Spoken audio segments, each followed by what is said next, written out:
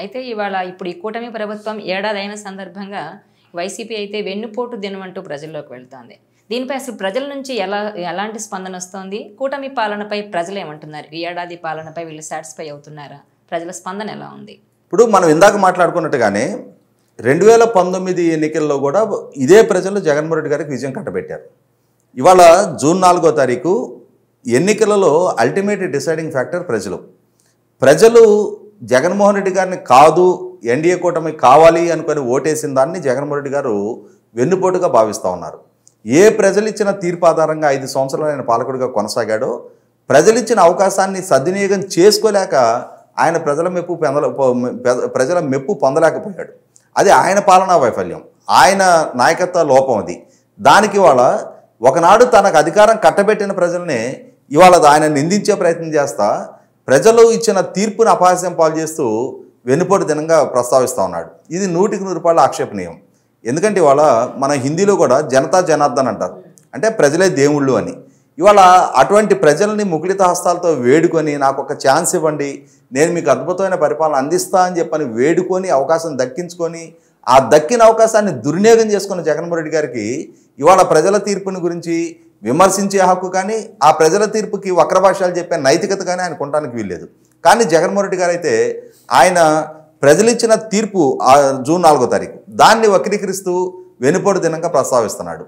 ఇక్కడ జగన్మోహన్ రెడ్డి గారిలో self realisation అంటూ ఉంటే 2019లో అంతటి విజయం తనకి కట్టపెట్టిన అంశాలేంటి, ఇవాళ 2024లో ఇంతటి ఘోర ఓటమికి దారితీసిన పరిస్థితులు ఏంటనేది విశ్లేషించుకోవాలి. కానీ ఆ దిశగా ప్రయత్నం చేయకుండా ఆయన ప్రజల తీర్పుని వక్రీకరిస్తూ ఉన్నారు. ఆ తీర్పు ఇచ్చిన ప్రజలని నిందిస్తూ ఉన్నారు. 2019లో ఆయనకి చాలా కీలకంగా దోహదం చేసిన అంశాలేంటి, ఇందాకే మనం ప్రస్తావించుకున్నట్టుగా యువత ఒక గేమ్ చేంజర్గా 2019లో జగన్మోహన్ రెడ్డి గారికి ఉపయోగపడ్డారు. యూనివర్సిటీల చుట్టూ కాలేజీల చుట్టూ తిరిగి ఆయన యోబేరి అని చెప్పని సదస్సులు ఏర్పాటు చేసి చంద్రబాబు నాయుడు గారు ప్రత్యేక హోదాని కేంద్ర ప్రభుత్వం దగ్గర తాకట్టు పెట్టారు, ప్రత్యేక హోదా ముగిసిన అధ్యాయం అంటున్నారు, ప్రత్యేక హోదా ఎప్పటికీ ముగిసిన అధ్యాయం కాదు, నాకు మెజార్టీ ఎంపీ స్థానాలు ఇవ్వండి, కేంద్రంలో అధికారంలో ఎవరున్నా వాళ్ళ మెడల నుంచి నేను ప్రత్యేక హోదా సాధిస్తా, ప్రత్యేక హోదా ఒక్కటి కనుక మనం సాధించిన పక్షంలో దాని ద్వారా ఇచ్చే వెసులుబాటు వల్ల ప్రపంచవ్యాప్తంగా ఉన్న పెట్టుబడిదారులు మన దగ్గరకు వచ్చి పెట్టుబడులు పెడతారు, మనం సిఏఏ కన్వెన్షన్స్ దావోస్ పర్యటనలో చేయాల్సిన అవసరం కూడా లేదు అని చెప్పేవారు. 13 జిల్లాలని 13 హైదరాబాద్కి అభివృద్ధి చేస్తా అని చెప్పేవాళ్ళు. వీటన్నిటి ప్రభావంతో ఆయన ప్రచార ప్రలోభంలో పడిపోయిన యువత జగన్మోహన్ రెడ్డి గారి వెనక ర్యాలీ అయ్యారు. ఇక్కడ జగన్మోహన్ రెడ్డి గారికి కలిసి వచ్చిన ఇంకొక అంశం కూడా ఏంటి అంటే చంద్రబాబు నాయుడు గారితో కంపేర్ చేసినప్పుడు ఆయన 22 సంవత్సరాల వయసులో చిన్నవాడు. దాంతో కొత్త జనరేషన్ యువత జగన్మోహన్ రెడ్డి గారిని ఓన్ చేసుకున్నారు, మా ఐకాన్గా భావించారు వాళ్ళు.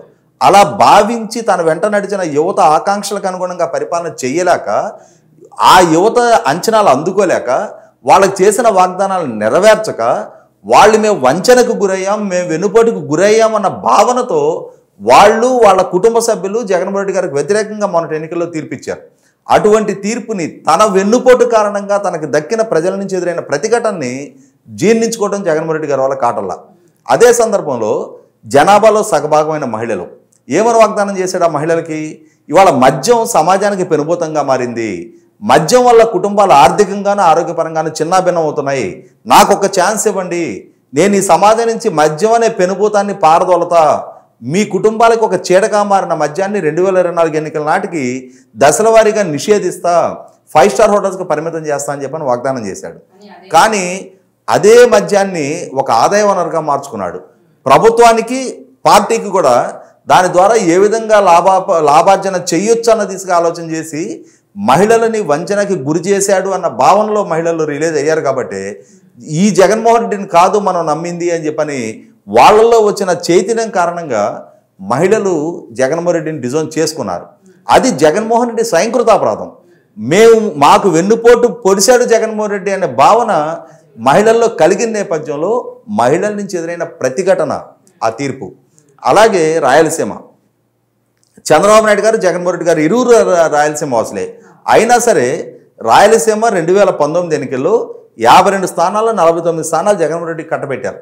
అంతటి ఘన విజయం కట్టబెట్టిన జగన్మోహన్ రెడ్డి గారు అక్కడ ఇరిగేషన్ రంగానికి ఇచ్చిన ప్రాధాన్యత వాళ్ళకి తెలుసు, అక్కడ పారిశ్రామికీకరణ పట్ల ఆయన చూపించిన చిత్తశుద్ధి వాళ్ళకి తెలుసు, అక్కడ ఉన్న పరిశ్రమను పారదోలిన ఆయన విధ్వంసకర నిర్ణయాల పట్ల వాళ్ళకి తెలుసు, ఆఖరికి అక్కడున్న కొద్దిపాటి నీటి వనరులను సద్వినియోగం చేసుకొని అక్కడ హార్టికల్చర్ ప్రమోషన్ కోసం 90% సబ్సిడీతో 17 లక్షల ఎకరాలకు చంద్రబాబు నాయుడు గారు డ్రిప్ పరికరాలు ఇస్తే ఆ పథకాన్ని నిర్వీర్యం చేసి 4 సంవత్సరాల పాటు అమలే చేయకుండా 5వ సంవత్సరంలో కేవలం 2 లక్షల ఎకరాలకు దాన్ని పరిమితం చేసిన జగన్మోహన్ రెడ్డి తీరు వాళ్ళకి తెలుసు. ఈ నేపథ్యంలో ఒకనాడు ఆయనకి బలంగా మారిన రాయలసీమ మొన్నటి ఎన్నికల్లో 45 స్థానాల్లో ఆయన ఓడించి కేవలం 7 స్థానాలకు పరిమితం చేశారు. వీటన్నిటి నేపథ్యంలో ఒక్కో వర్గాన్ని ఒక్కో ప్రాంతాన్ని ఆయన స్వయంకృతాపరాధంతో ఆయన పారదోడుకోవటం జరిగింది.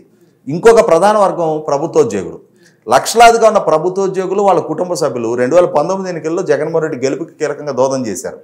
నాటి పాలకుడుగా ఉన్న చంద్రబాబు నాయుడు గారు 43% ఫిట్మెంట్ ఇచ్చినా కూడా never in the history of AP ఏ ప్రభుత్వము ఏ పాలకుడు అంతటి ఫిట్మెంట్ ఖరారు చేయకున్నా కూడా ఆ ప్రభుత్వోద్యోగులు ఆ చంద్రబాబు నాయుడు గారి పట్ల లాయల్టీ ప్రదర్శించకుండా జగన్మోహన్ రెడ్డి వెనక నడిచిన పర్యవసానం, జగన్మోహన్ రెడ్డి గెలుపుకి వాళ్ళందరూ కీలకంగా దోహదం చేసిన పర్యవసానం 2019 ఎన్నికల్లో ఆ ఉద్యోగ సంఘ నాయకులు చెప్పిన విధంగా మేము కుడి చేత్తో ఎడం చేత్తో ఓట్లేసి జగన్మోహన్ రెడ్డిని గెలిపించుకున్నామని చెప్పారు. అంతటి ఘన విజయం కట్టబెట్టిన ఉద్యోగులకి జగన్మోహన్ రెడ్డి గారి వల్ల జరిగిన ప్రయోజనం ఏంటి అంటే వాళ్ళకి చంద్రబాబు నాయుడు గారు 43% ఫిట్మెంట్ ఇస్తే ఈయన ఇంటర్మ్ రిలీఫ్ 27 కన్నా కూడా 4% తక్కువ 23% ఫిట్మెంట్ ఇచ్చారు.